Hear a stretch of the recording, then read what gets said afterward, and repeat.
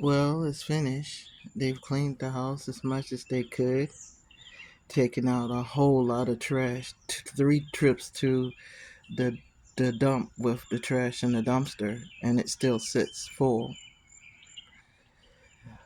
When I first saw the dumpster pull up, my I was filled with a lot of different mixed emotions and grief and anger and sadness.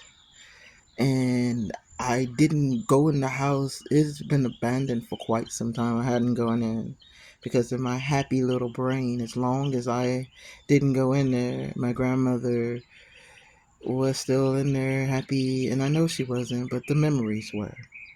Going in there would confirm that she wasn't, that my uncle wasn't, and so on and so forth.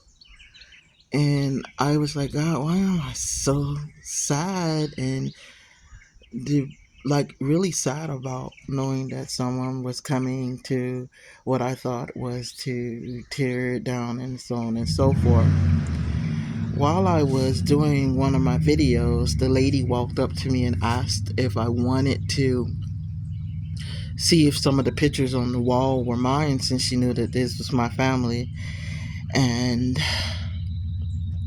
reluctantly, I went in there and I felt like God was like, you gotta go in there. And as I walked in, I saw the roof in the front room caving down, and it was really horrible inside.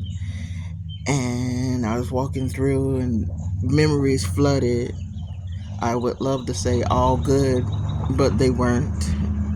And as I was walking and I was reminiscing with this lady who never met me about where my grandmother's room was, where things had happened in the house. And I was like, so what's going to happen to the house once you clean it out? Because I was bracing for her to say, oh, we're going to tear this down and we're going to we're going to build something else here. But that's not what this lady told me. She said, oh, well, we're going to fix it up and I'm going to sell it as is. Now, instead of being like, oh, thank goodness, something else happened. I was like, but it's got bad memories. It's got this, it's got that. And it's like, here's where my uncle, we literally, he was deceased for a whole hour before we even got to him. And as I was leaving, God was like, why did you do that? And I was like, because I just figured she should know. Guys, God has used this house for more than one occasion for a good lesson. But the biggest lesson came from a lady whose business is based in Tennessee. She bought this house sight unseen. She came in here, she's going to fix it up, do the repairs as much as she can, and then she's going to sell it as is. And the words that kept sticking in my mind was as is. And no, this house isn't a person. But God was like, I bought you as is. And I was like, what? Wait, what? You bought me as is. See, we are under the impression that we've got to be a certain way for God to use us, and we've got to do certain things for God to use us, and need us, or even want us. And God is just like the lady was way in Tennessee. Thousands of years ago, Jesus hung on a cross and paid your price then. He paid for you then.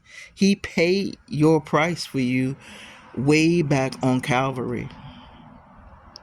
Isn't that amazing? And he never, before you even was a concept, loved you enough to purchase you. Now we have the privilege of God coming in and building us up or what have you. But guys, something bigger hit me. I found myself just like this house in disrepair. And like I told you in a video or two ago, I'm just like you. I'm a human too. My walk was there, and at one point it just wasn't. And it just got worse and worse for me. And just like this house, my back was hurt. I was disabled. I couldn't support myself. I was got into a state of depression, and I was like, I'm useless.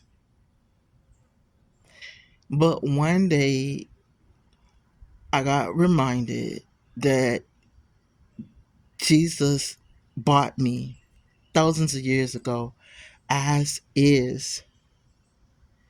And just like that lady is putting a fresh touch on this house, she's going in there and she's fixing things up, I started to get excited because one day a new family's gonna move in here and they're gonna breathe a breath of fresh air. A new baby's gonna show up.